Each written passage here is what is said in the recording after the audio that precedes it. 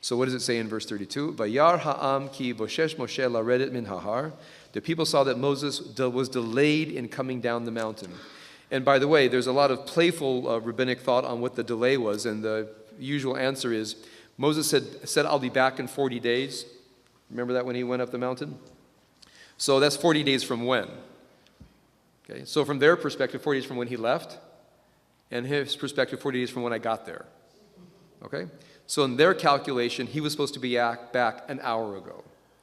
And from Moses' perspective, he's actually running a little bit early.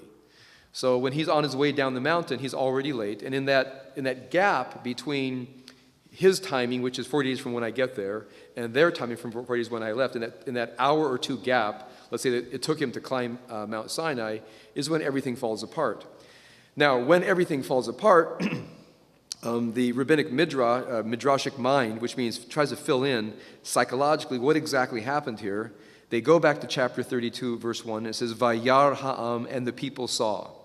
And so, of course, the Midrash says, what exactly did the people see? And here's that fascinating psychological insight, and one sees it all the time. So let's say every parent of teenagers here, right? Once your teenagers get their driver's license or something, they're home late. What do parents see, right? The absolute worst. The absolute worst, right? And parents would get upset, and we're distraught, and we're fearful. And so, of course, the teenager walks through the door, and from their perspective, no, I left the party at 12. I didn't say be home at 12. I said I leave the party at 12, right? So, of course, in those 20 minutes, the parent has gone through all 7 levels of hell, right? So the child walks in the door, right? And the parents have completely, I'm only saying this theoretically. I've never experienced this myself. Just want to make sure you all realize that. The parents have already said Sheva. They've already gone through everything. Kid walks in the, two, and the kid walks in the door, and the parent and the child says, "What happened?" Well, nothing happened. You're 15 minutes late. You were supposed to be here at midnight. I said, no, I left at midnight. And of course, what you realize is, in the interstices, in the moment between here and here, in the gap, right, that's when you know your deepest horrible fear. That's when you know, you might say, the most horrific thing inside of you comes out. It happens between people. It happens in projection, by the way. Oftentimes when people assume what other people think about them, you don't have enough information.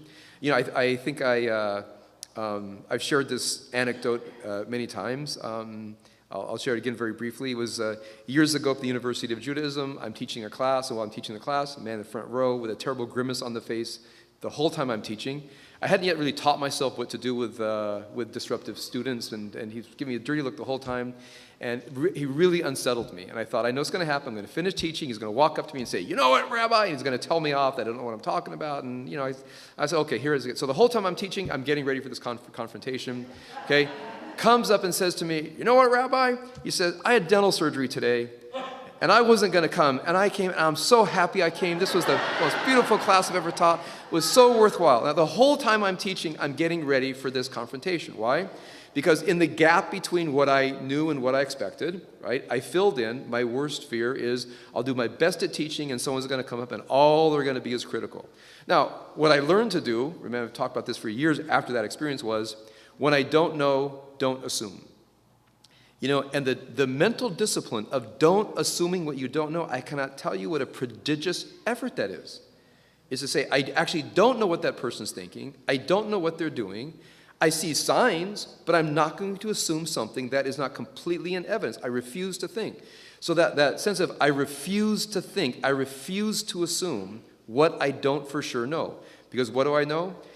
In the gap, oftentimes, is when our worst fears, the worst sides of us come out, because we don't know. And how many times have we had it where you assumed something, you thought you knew something, you have it out with somebody, and your whole premise was wrong. I see this constantly between people. I see constantly in issues where a person comes up with a claim, a complaint against somebody, and their entire premise is mistaken. But they've already worked through all the emotions of it.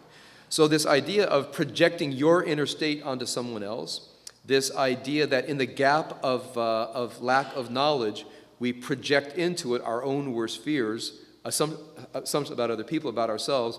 That's the beautiful psychological statement that the rabbis are making. He says, what did they see? They saw Moses' death.